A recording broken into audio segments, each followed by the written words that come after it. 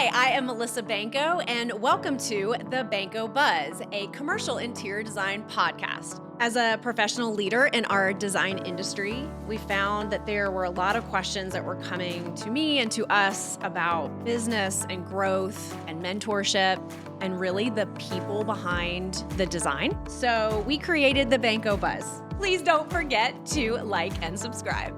Thanks for joining us on the Banko Buzz.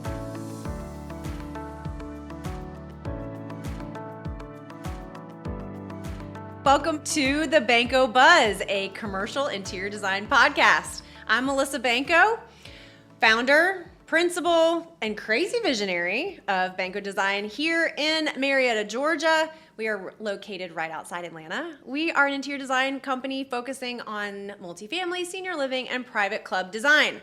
And in this season of the Banko Buzz, we are talking all about our core values. What we use as an internal metric system is a game changer for us when we actually identified what our core values were, to be able to measure people that we're really going to add to our vision here and our mission, as well as external consultants and partners. So today we're talking about Spark, and I'm super stoked to have on someone who I hardly know at all. Travis Snyder. So we are talking about Spark today on the podcast, and you seemed like a very natural fit. Am I sparkly? You are so sparkly, you sweet little man. So we're going to talk about Spark today. We are going to talk about where the spark for this crazy adventure, yes, that we have been on started.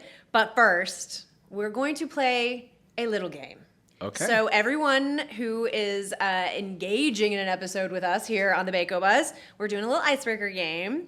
We're going to play Chubby Bunny, corporate buzz word edition. So all of our little games have some sort of theme around Banko Bees, boutique, badass, bitches, whatever we've got a lot of bees up in here. So you have a bowl of marshmallows sitting in front of you. We are going to go back and forth one by one and see who can come up with the most corporate buzzwords without choking and dying. Yes. Are you ready? I am. Okay, do you want to go first?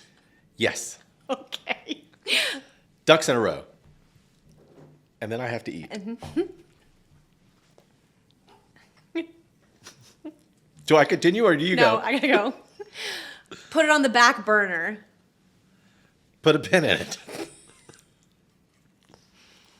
Turn the headlights on. That's a good one. Mm-hmm. Did we say put it on the back burner? Yes.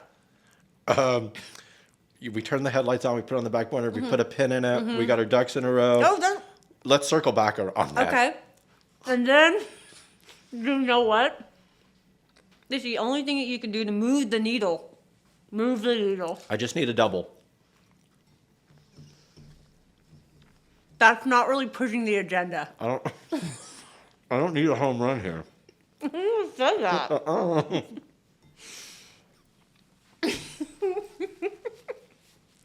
You know what my favorite is?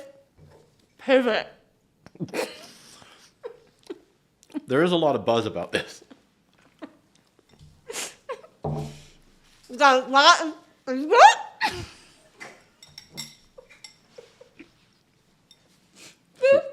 This is a train wreck.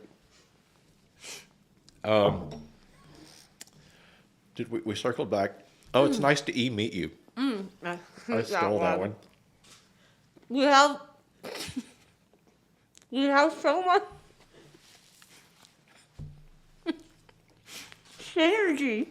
Oh. I don't know. I don't think this is really what. Going? But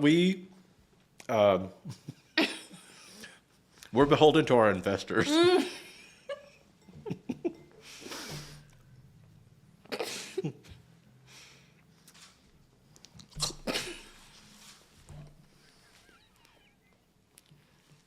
I'm out.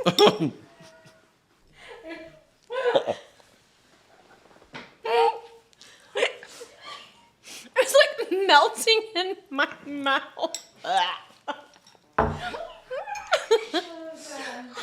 was on my radar, though. Oh, man, I was going to say, per my last email. Okay. Yeah, what's next? Okay, so who the fuck are you and what do you do here? I helped to run our procurement team here. Did we always have a procurement team?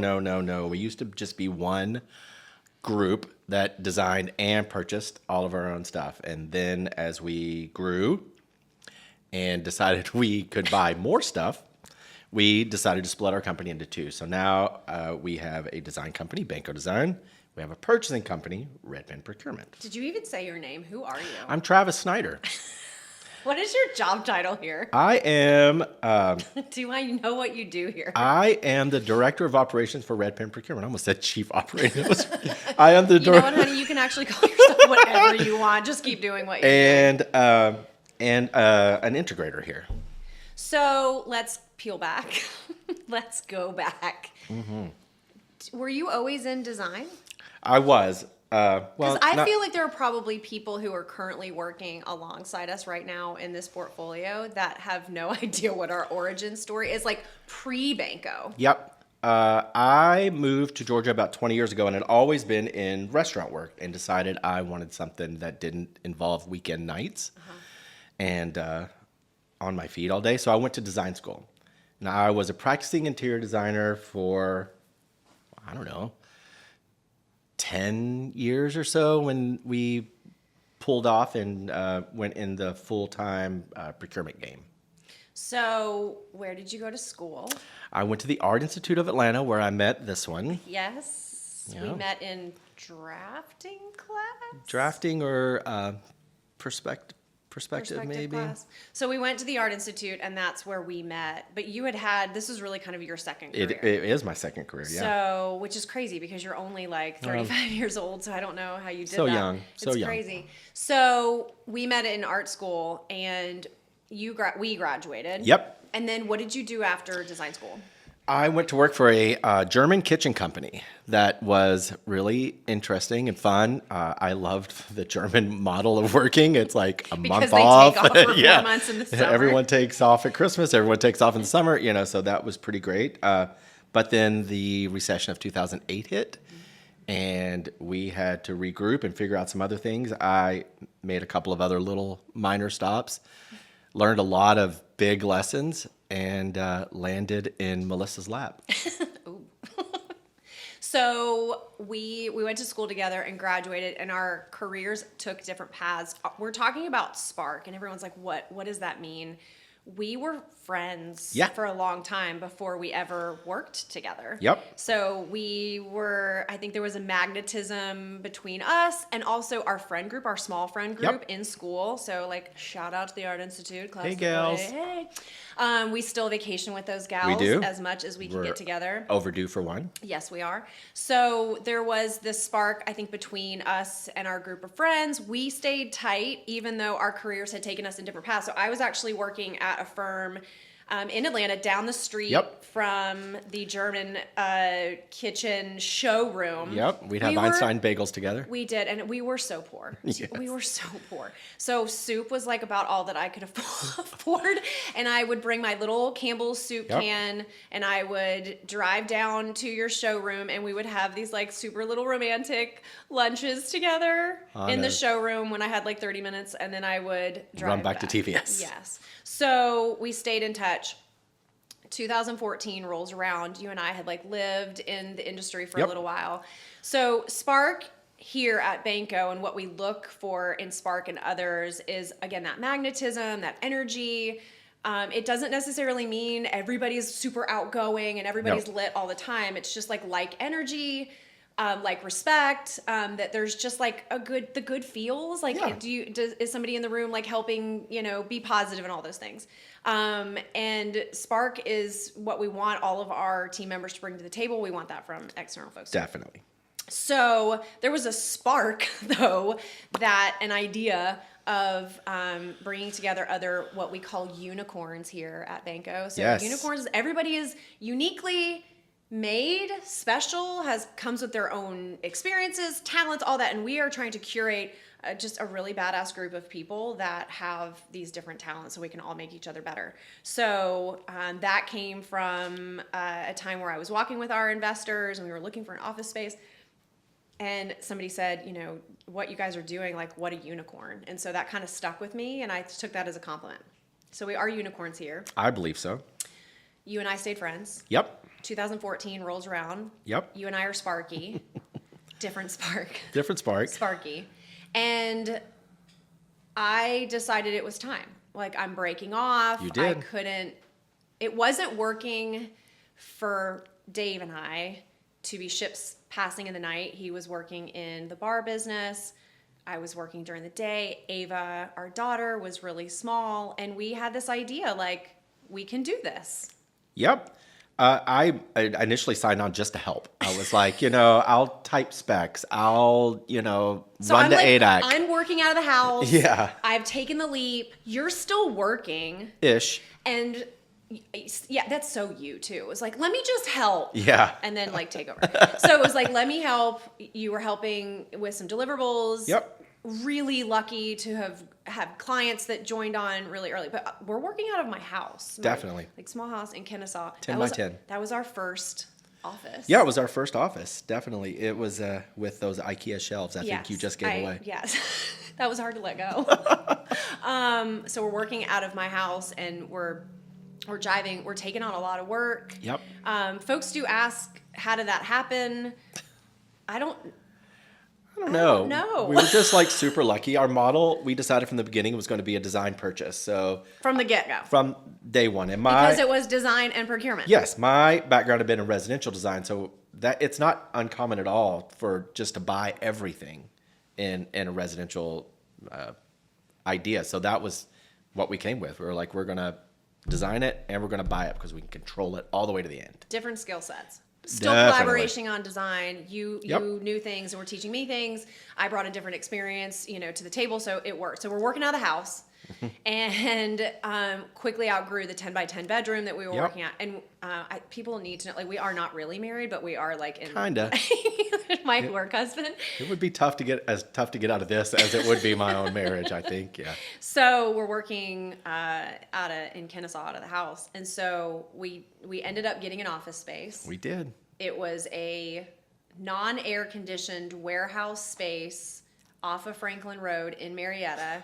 That we shared with a truss, or a metal truss company. Yes, who was producing during the day. It was incredibly loud. Did I mention not air conditioned? Yep. But we needed a space that reps could bring us things. That was the first office. Yep. And that was actually really kind of the first Banko location. Yes. And we ended up being in that plaza for many years in different suites, and then we would grow, and we were like taking over different, spaces. So that was really Banko's first home. Yes.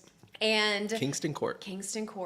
So we are working out of there. We continue to grow, but there was something magical that happened when we were at Kingston, and that was we realized that Red Pen really needed its own cover. Definitely. So talk to me about that. Why did we think that was a good idea? And because we already were at that point, we were design and we were procurement, and we were doing all the things. So we were servicing clients all the way through. It was turnkey. Like, it was working. It was working. It was working for Banko. It was working for you, but it wasn't working for me. It was working for Banko Design because it was great. I was your in-house procurement team. There weren't very many. I don't think there was anyone else with us then. And then we thought, man, this model could probably work for other designers, other people. So no designer is going to want to turn over their spec package to another design firm to purchase, because that feels weird. Yeah. Okay. So that was how Red Pen Procurement was born. And we picked the name pretty quickly. It was named after a red pen you were holding. Because I was filling out paperwork. Forms. Yeah. So we named it Red Pen Procurement. That took off, and that was the antithesis of like the procurement agency being its own brand. Yeah. So other designers, colleagues, friends, folks who knew what we were up to, started to hire Red Pen aside from Banko ever touching a job to just help with the procurement. We had owned warehouse at that point. Yep. We were attached to our warehouse. That was awesome. So Banko gets going. And then we start taking on team members because we're busier and busier and busier. Yep. So 2014, December of 2014. We're working out of the house. It's you and me. Yep. We're about to hit 10 years, December of 2024, and we have almost 60 employees. Crazy. What is happening? It's So overwhelming. we really just took on folks who wanted to support the mission. But we didn't at that point, we had not written the things that we did not have core values. Right. We didn't have a mission statement. We were leading the way that we wanted to be led when we were their age. Yep. Our mission was always like to hire and work with people that are like us. Friendly, fun, loud. Didn't take themselves too seriously. Yeah. Stacked with talent. Yep. And it worked. It did.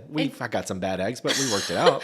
But it was really a turning point for our business when we said, let's sit down and let's really formalize. Like if we were to describe the best employee or the best teammate, because sometimes I don't like employee. So like teammate, what does that look like? And we wrote the things down and we were like, that's who we want to work with.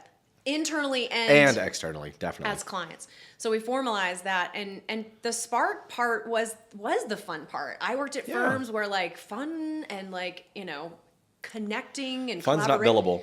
Yes. So we wanted to create a space that you were able to have that spark. So we take on all these really great team members. We continue to grow. We bought this building that we're currently in a handful of years ago. And it's just, we're doing it. So when we moved into this building, I feel like that's when we really had to sharpen that vision and sort of define our core values. We had grown at that point where it needed to be like documented as corporate sounds. Yeah. And we have always like kind of navigated around or like been repelled by like, we don't want to be corporate. We want to build a really great brand and a really great companies. But we don't want to be corporate. We want this to still be like a really great place to come to work. And the work-life balance thing was huge. Yep. Still is. And we feel like we're continuing to pull that through. I was a young mom. I was working at large firms. There wasn't an understanding of that flexible piece. I wanted to be with my babies when I could and have a little bit more flexibility with like them getting sick or like being able to work from home and it wasn't that we wanted to work less. No. I just wanted the balance. We've never worked less. No, I think we work more. Yeah.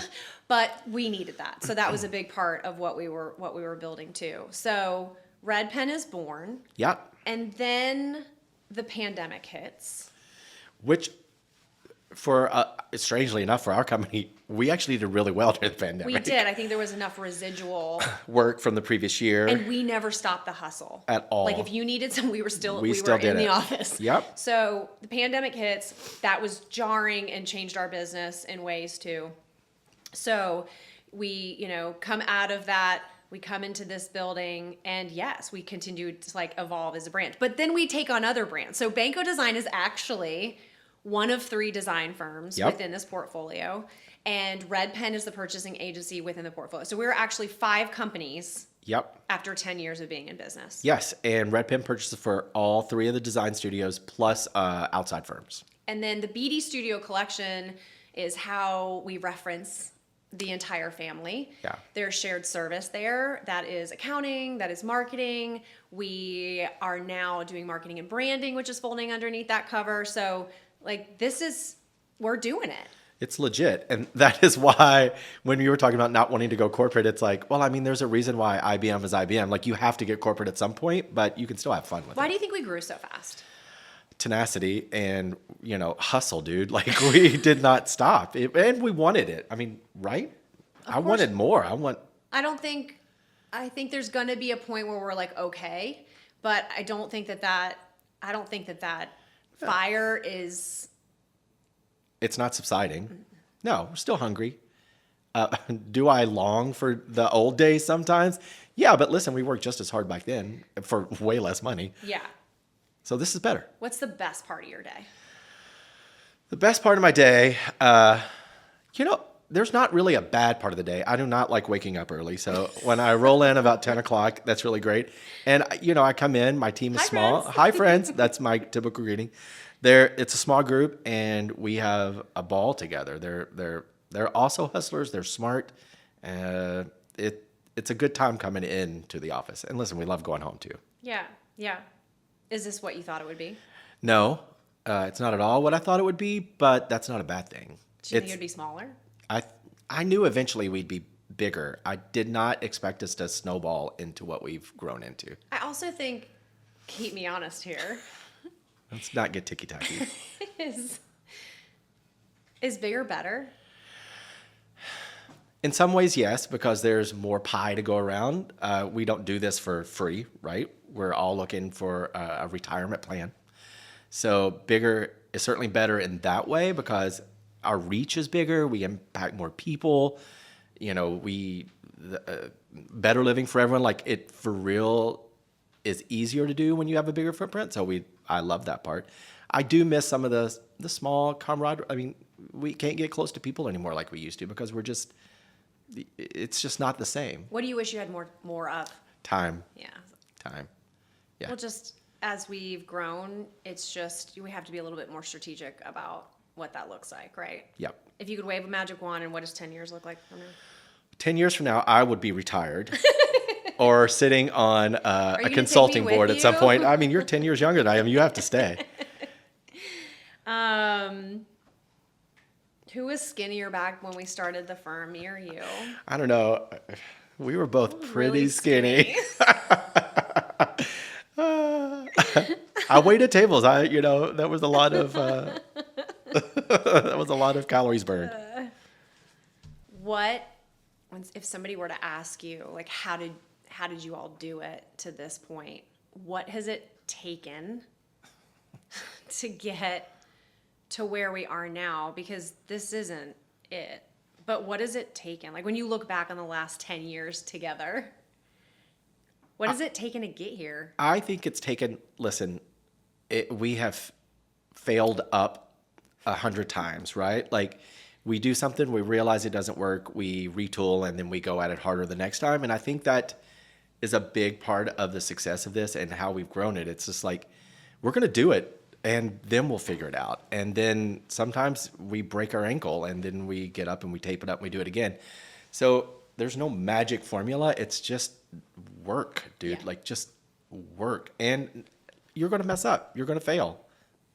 That's I how think you get up. that's the advice or like story to, anybody as an entrepreneur. It's like, you just keep going. Yeah. Like failure was never an option. It never will be an option. No. So there's been really hard shit that you and I have had to get through, really awesome moments too. But whenever I come to you and it's like, okay, here's where we're at, the only option is to come up with the very best solution. Yeah. And listen, it's not, like I said, those solutions aren't easy to come by. And sometimes they take really, really difficult moves to make happen. But, this is my life now. I've invested way too much time and energy in this to let anyone or anything take it away at this point. What is your favorite thing about me? I mean, you're a bulldog, dude. Like you're not going to take no for an answer, and you're going to make it happen no matter what. And I've just been so thankful and so honored, honestly, just to like hold on to your back of your coat and go with you. What is the thing about me that drives you the most crazy? You be careful, sir. This is recorded. I think sometimes you ask questions that we've just answered. I know there's a lot going on in your mind, so sometimes I think that. Maybe I forgot that I asked. I think that is a lot of it. You've forgotten that you've already been answered, but that's what we're here for, right? It is really rare in life to find people that are like at your level. Like everyone has their level. Everyone has their speed.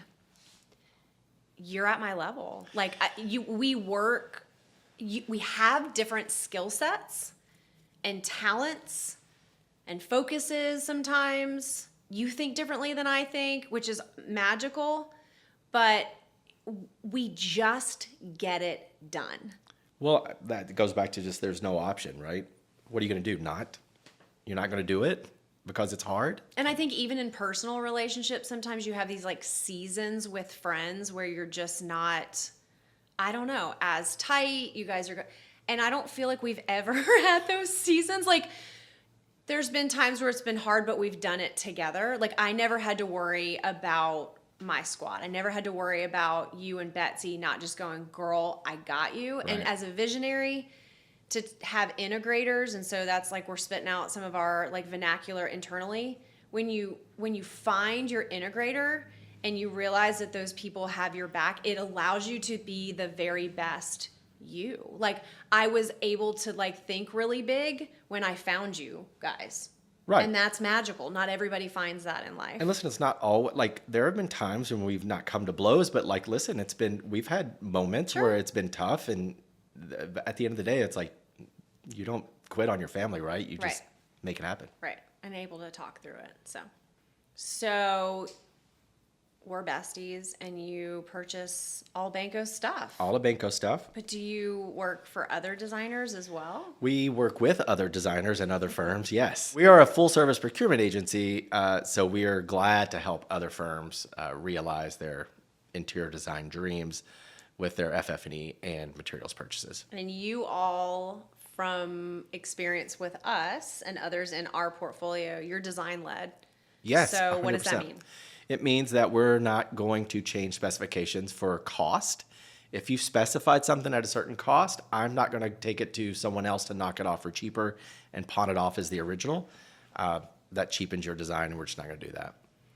Banko, our other interiors firms here, other design firms, they need help with procurement, FF&E. We purchase materials too, right? Yep. So walk us through all of the things that you all are helping procure. And then do you help with all of the other things too? Walk our Banko bees through that, the additive services. And then does one have to hire for all or just some? And then tell us where we can hit you guys up. Like I said before, we're full service, so we'll help you with budgeting. We'll purchase all the goods. We'll store them, receive them, make sure they're in good condition, send you monthly status reports. When it comes time to install, we'll bring it to the site, we'll unbox, we'll place to your specifications, remove the trash, the whole 9 yards from kit and caboodle. We'll get you from a site that's full of boxes to move-in ready in 5 to 7 days. Awesome. And then where would one go if we want to contact? If one wanted to contact Red Pen Procurement, you'd go to redpenprocurement.com and click on Lorraine's information, and she will get you to the proper people. Awesome. Do you regret this? What, the podcast or this life in general? The both. No. This podcast has been odd, but it's interesting. I've never done one before. You're doing a great job, sweetie. Oh, thanks. But no, I don't regret the ride at all. Like, it's one of the defining things of who I am in my life, right? What about you? I don't regret any bit of it. It's been wild. Yeah. What is the hardest or biggest thing about being a leader that you've learned over the last 10 years? In the beginning, the first 5 to 7 years, I would say even, it was really hard for me to let anyone else do anything. And what I've discovered now as we've grown and we have all these other great people that can help, that you should let them help. It's not good for any business to only have one person who has all the information. Like, God forbid. Everyone can throw in. Many hands make light work. Is that what you say? Yeah. Like, the more you spread it out, the bigger your return will be. So is it hard to delegate? Not anymore. But what was the turning point for you to be able to delegate? Being overwhelmed. I mean, honestly, to the point where it's like, I'm going to drop balls if I don't start throwing this out. Yeah. Because I was juggling. Mm-hmm. Yeah. Yeah. Yeah. So bringing and actually bringing on people that you can trust that will do the work for you. It's the right people. The same way I would do it. Yeah. I have that now. I haven't always had that. But we're our own worst enemy, and we can't get out of our own way sometimes as leaders because we think that no one can do it the way that we do it. Or you have to be organized enough and have the bandwidth and time enough to show people. To train. Yes. Yeah. And that was always my biggest thing. It's like, We were just moving so fast. It takes time to train people. I didn't have the time. I didn't think I had the time to train people. And honestly, if you just sit them beside you and you do it together, you're training. So. But people will tell you that are in leadership seats higher or ahead of you, like, delegation's the best thing. It's going to make your business explode. And you're like, yeah. Like, I'm doing all the things. I'm making it happen. And then you actually do it and you're like it actually does, because you have, you're still doing the work. I say that to our creative team all the time. You're still doing the work. You still can have autonomy over it and be a part of, the macro vision and all that. But to have hands help produce it, like, that's magic, man. That's where group work comes in. And I was always just so mindful of the dollar. We can't afford. Can we afford? Can we afford it? And it's like you can't afford not to. Yeah, that was definitely a turning point. Awesome. Okay, so other guests this season on the Banko Buzz, we have had a guest leave a question for you to answer. Are you ready for that question? I am. Bring it on. Can you name songs that would be on the album of your life? Yes, it would be the entire Taylor Swift discography from maybe not debut, but everything post-debut to all the way through till Torture Poets Department. You were terrible. If you had to pick between Taylor Swift or Madonna to have dinner with, who would you pick? I would probably pick Madonna because she has less time. Taylor's a young woman. Right. Madonna is not. What if they had equal bandwidth and time? Who would you pick? Is this hard for Madonna. you? But I'm so proud of you. Yeah. Thank you for saying that. Yeah. She's been with me for 40 years. Right. I cannot thank you enough for coming on and helping tell the story of how all of this began here at Banko Design and Red Pen Procurement. I've always loved you and your spark, and yes, we have built something incredible together, and all from just a little idea and a little spark. I know, just trying to make people live better, Yeah. That's what we do. That is the Banko Buzz.